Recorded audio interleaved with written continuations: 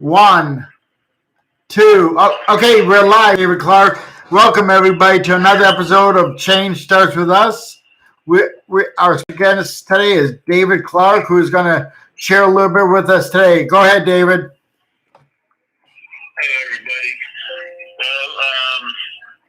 I've been in the adult prison system here in Ohio since I was 15 years old. Tried as an adult for a crime I didn't commit. The crime is recently aired on the Investigation Discovery Network show called Reasonable Doubt, which concluded I was innocent. And the federal judge Rice in Dayton, in my habeas corpus action, he recently wrote that I was most likely innocent and granted me a hearing. I went to the parole board in October after doing 29 years, and 4 days before that, I was put under a bogus investigation in the hole, and they wouldn't tell me when my board day was. I was snatched out of bed, taken before the board, and the person presiding over the hearing was a former warden at OSP, and I've filed personal grievances against this guy. Yeah, and I can say his name. You can't, and it's Mr. Hulk. Okay, and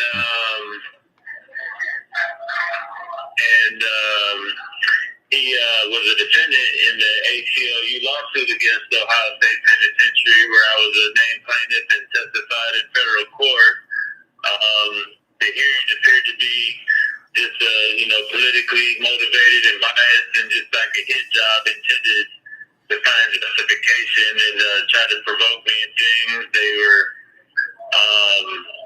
asking loaded questions and just antagonizing me, trying to make the hearing adversarial, and used, incorrect information, all kind of things.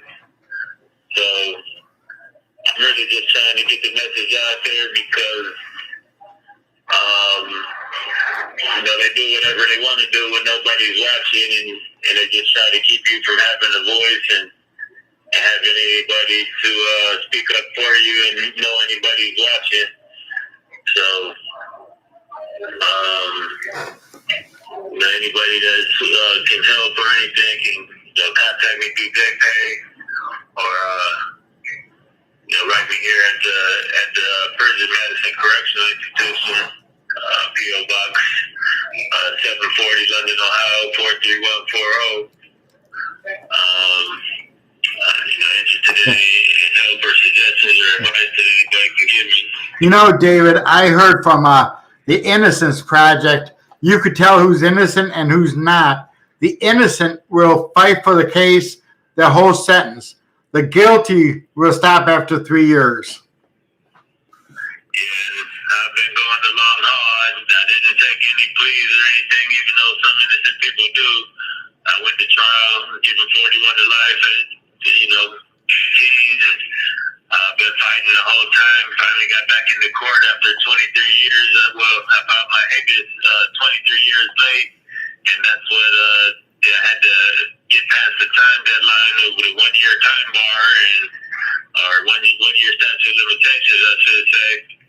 And that's what Judge Rice was ruling on when he found I was most likely innocent, and my young co-defendants were coerced and threatened and everything. They testified on, or gave their testimony basically for the reasonable doubt episode. Why don't you share what happened to you the last time? The last time you went to the pro board, they gave you what, a 10-year flap? Yeah, they gave me 10 years after doing 29 straight. As I said, Mr. House. This call is originating from an Ohio correctional facility and may be recorded and monitored. They want to go through the different areas that the parole board is required to consider by law. And, one of the things first thing he asked me about was, institutional programming. And I told him, well, I've read this parole board handbook, and it states that they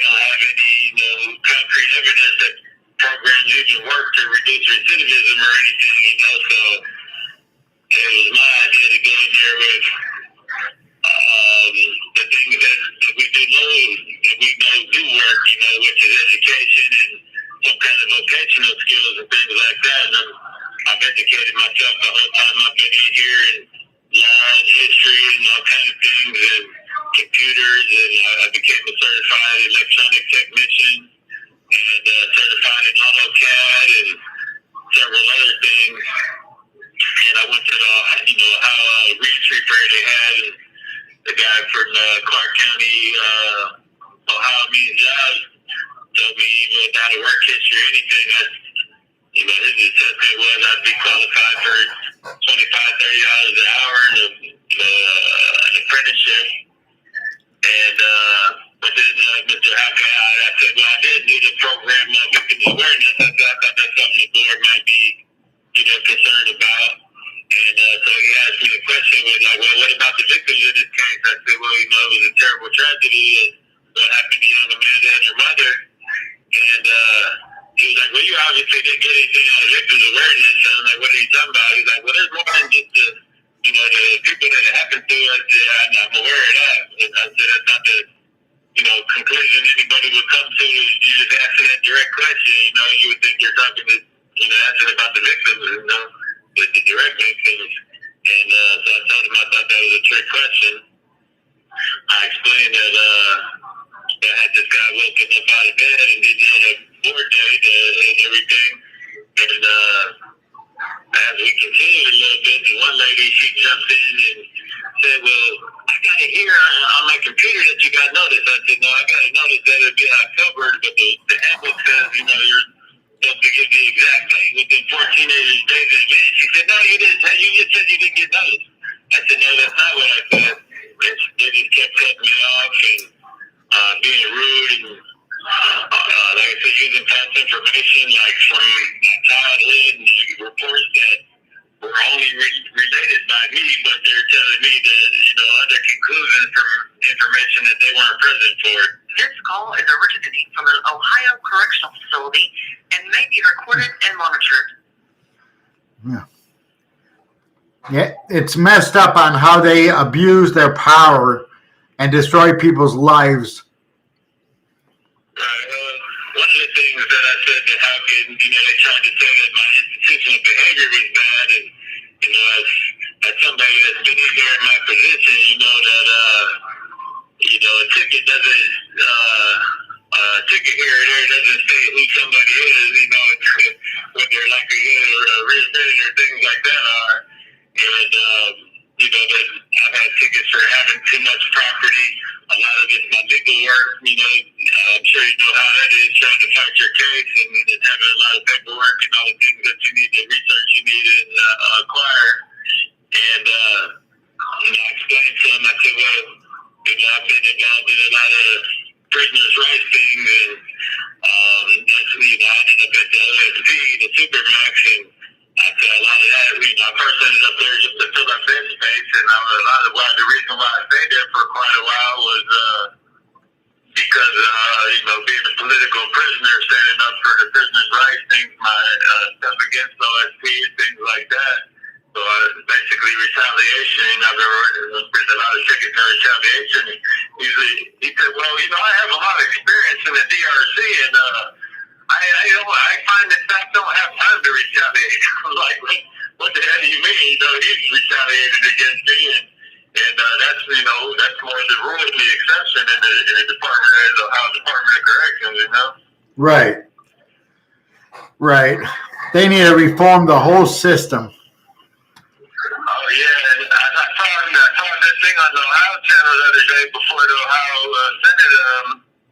Actually, he was a guy from the Ohio ACLU, I believe, and he was arguing for comprehensive reform. He said we need to reduce the the reforms. He said we need, like you said, massive reform and reduce it by 10,000 inmates immediately. And he said to some people that might seem like a lot, but he said we'll still be over capacity if we did that, Right. And I don't think he's going to get that one off, but if we get you guys out, I'm satisfied. Right. And, that's like I told you before in our previous conversations, that's all I'm concerned about, getting out there and trying to make a difference and help change the system in more meaningful ways, Right. And so many people say that, and then when they come out, you just don't see them around. Yeah, I did. That's really true. And I see it all the time. You know, people that I'm trying to get out, that I'm trying to work with to make things happen, and you know, they might at most, you know, you might get a call or two with them, you know, or an email or something, and then they fall off and they don't mean what they say. This has been my whole life, so I've grown up in here. I don't have any children or anything, and Right. hopefully my innocence will, you know, my case will be overturned, prove my innocence, and be compensated with some kind of resources to really be in a position to do something. It's what I know, you know, and that's all we can do is what we know. Very true. Very true. How many? You were a juvenile lifer, weren't you? Yeah, 15 years old, but a lot of the court cases and everything that have been addressing juvenile lifers have dealt with young people that have life without parole. And my sentence, You have 1 minute remaining. Hey, call back, brother. Yeah, give us a call back, okay? Okay, bye. all right, bud. I'm gonna hang up now and do that. Okay. David Clark's been locked up, I think he said 29 years, and he just went to the parole board. They gave him another 10 years. He was a 15-year-old juvenile lifer who's doing an adult sentence, but then you can't go to the military till you're 18. You can't drink till you're 21. You can't vote till you're 18. But they were sent a 15-year-old to an adult prison, which I don't believe their brains are really developed enough to comprehend some of the wrong things they do. So how can we sit there and justify that these people are getting locked up? And then our legislators refuse to vote, to stop it. You know, we got to go dig down the heart of the problem, and it starts with our legislation. And compassion is what we need to start with. You know, and I know it's tough, to really have compassion for those behind bars, but let me tell you this. It is so easy for you to end up behind bars. Somebody could just point you out and say, you did this, and you didn't do it, so, just remember that. This is a prepaid. This call is from a corrections facility and is subject to monitoring and recording. Thank you for using GTL. Okay, David. All right, where were we there? I'm trying to think. I was doing some talking to you, got back. I know you were talking a little bit about your parole hearings. Well, we were speaking we were speaking about a lot of the focus on the juvenile lifers has been people with life without parole, and my total sentence was 41 to life. Is a life sentence of 20 years to life plus 21 to 75. And I did almost 29 actual to the board. Then they gave me 10 more, so that's 39 years. Since I'm 15 years old, I'm 44 now. Oh. Yeah, I mean, I went in at a very young age and came out old. How many did you do? I did 25. Okay. Yeah. I don't feel too bad now, health-wise and everything. This call is originating from an Ohio correctional facility and may be recorded and monitored. I know that can't last forever. I want to get out and live some kind of life while I still can, Right. That's for sure. I left. I had an open heart surgery when I got out. I had 3 heart attacks and 2 strokes so far. Yeah, I've been fortunate enough, and my health's been pretty decent, but I kind of worry about you, man. Like I said, they put me on that false invest back in last January, and my buddy had a second stroke, and like you, he had some mild ones before that, and it affected like his peripheral vision in his right eye and stuff, but then he had a bad one, and he never recovered, That's what happens. And with my heart, I don't know which is worse. I have heart disease, which, but that my faith in God is what's, overcoming all my difficulties. What you said about people, saying they want to get out and make a difference and not doing it. I have 3 goals in life, and I have my Prisoner Foundation, the uproar we were talking about. I have an idea for nonprofit private prisons and a utopian community.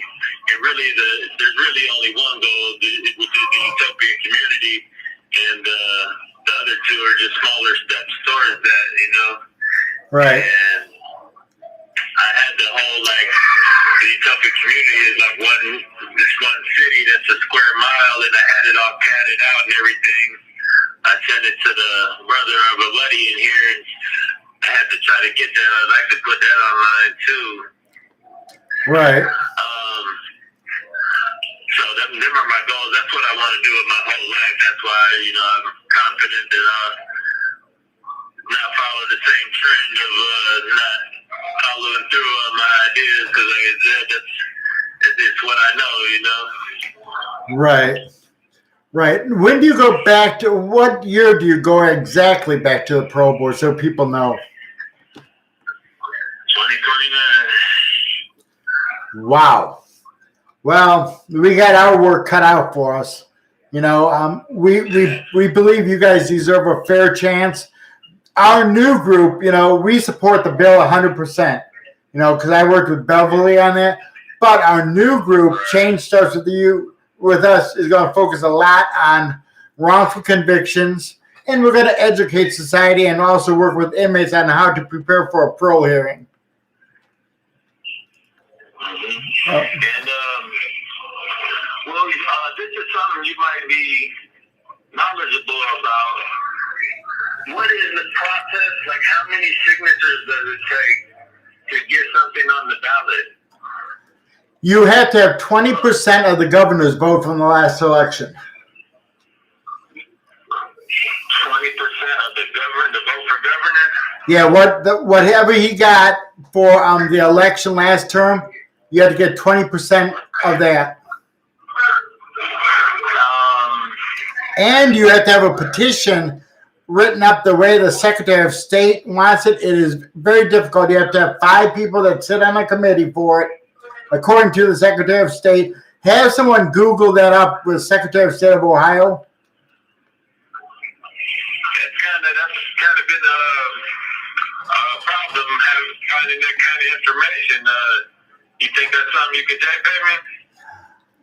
I'll see what I can find out. I got a lot of stuff that I'm backlogged in, because I just got out of the hospital. I got to get that done first.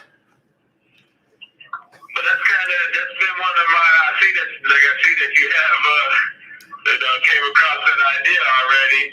And it seems like if the legislature won't doesn't have the backbone to do what they should do, that we might have to go directly to the people, I think depending on what you're trying to change, if they'll vote on it, because remember, when you put it on the ballot, it's going to cost a lot of money to promote it. That's true. That's a big concern that I have. With my idea for my the Prisoner Foundation is more unique than anything that's been done before. Like I've been familiar with Cure Ohio and the Universal Support Network and all of them, and mine's much more far-reaching and a little more aggressive. And This call is originating from an Ohio correctional facility and may be recorded and monitored. it's taking more direct legal action and things like that with the Cortex resources. You know what I teach all of our board members? Never take no for an answer, but beat them with kindness. Be firm and explain to them why your side is the right side and you're doing what's right, but never take no for an answer. I didn't catch the first part of that. I'm not sure I caught the first part of that. Okay. I've taught our board members for many years never take no for an answer. You know, on anything that you believe you're doing right, but explain to the people why it needs to be changed, but do it in kindness. That's what I'm known for. I'm known for being persistent, you know. Yeah.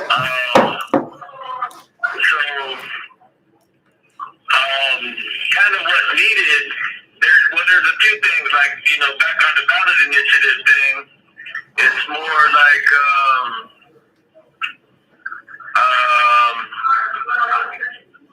one of the big issues that people, you know, nationwide organizations have been behind is the abolish of prison slavery. Right. And because, you know, the constitutional amendment that actually abolished slavery does not use the word slavery. It says involuntary servitude. And it says involuntary servitude is abolished except in prison. And, you know, with any of these public corruption issues like the prison industrial complex and things like that, the thing that you got to do is take the money motive out of it. You know, when you take the money out of politics, they lose interest. They don't want to just keep spending money for no reason. That's very true. Yeah, all you gotta do is follow the money trail. You know, like it's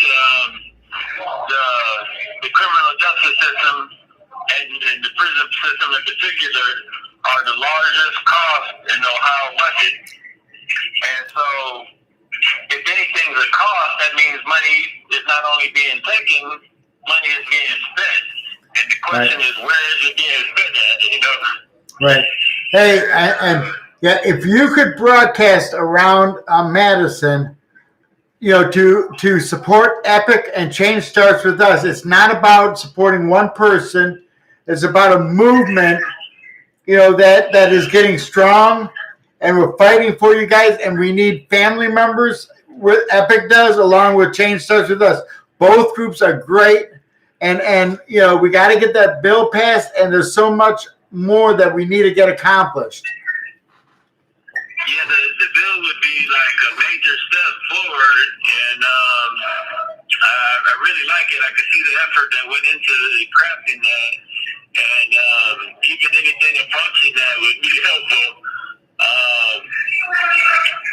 Are you very familiar with the history of unions and so forth? A little bit. Well, like, there's you know, the organization I have in mind, which, you know, any organization could step up and fill this role, it's kind of near and dear to me, though. I know it's something that'll work, but it's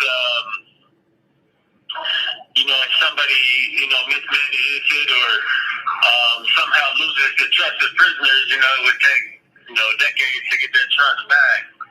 But there's a case called Jones, the United States Supreme Court case is the only time the Supreme Court's ever spoke on the prisoner's ability to unionize. And it's called Jones versus North Carolina Prisoners Labor Union. And they didn't rule out that prisoners could have a union. They ruled out, they upheld the Department of Corrections ban on certain practices like bulk mailing of the newsletter in the prison to pass out and things like that. But the state let them call themselves, you know, members of this thing. They just couldn't organize it inside the prison and things like that. And but it doesn't matter if it's what, you know, somebody would traditionally define as a union or whatever. You come close to whatever the law, as close to whatever the law allows in that regard.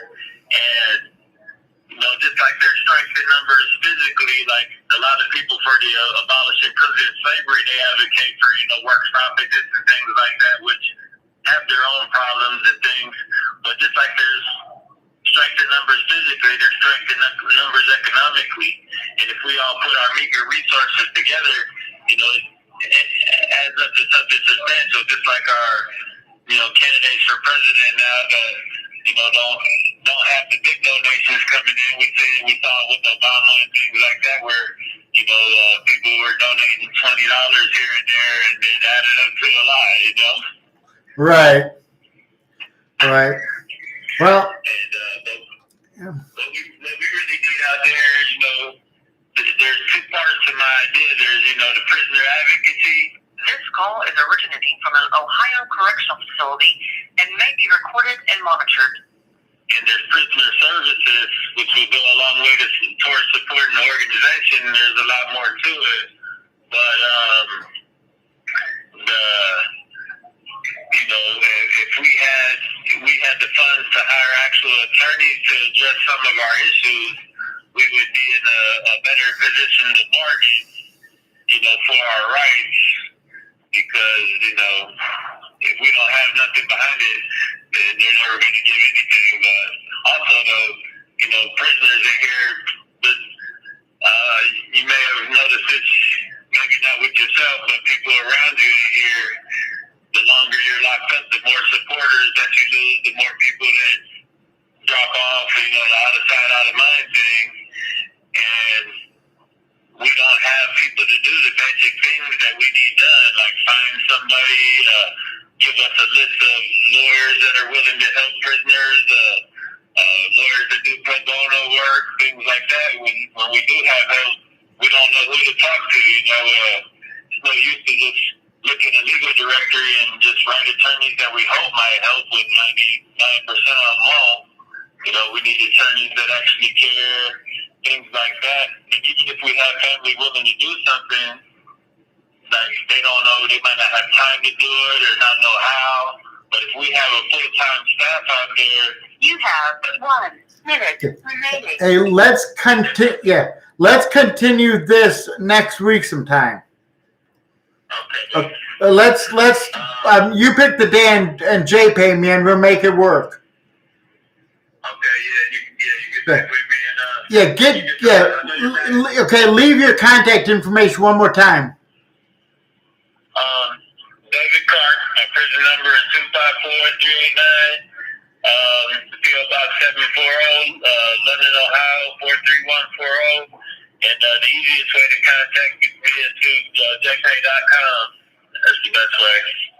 Okay, I will. Let's plan maybe Monday night, 6 p.m. Okay. We'll try to coordinate that. Sounds good, brother. You did a good job. All right, thank you, guys. Sure. We are the voice for those behind bars, and we need to continue to be the voice for them. Well, until next time, this is Change Starts With Us. Have a great night.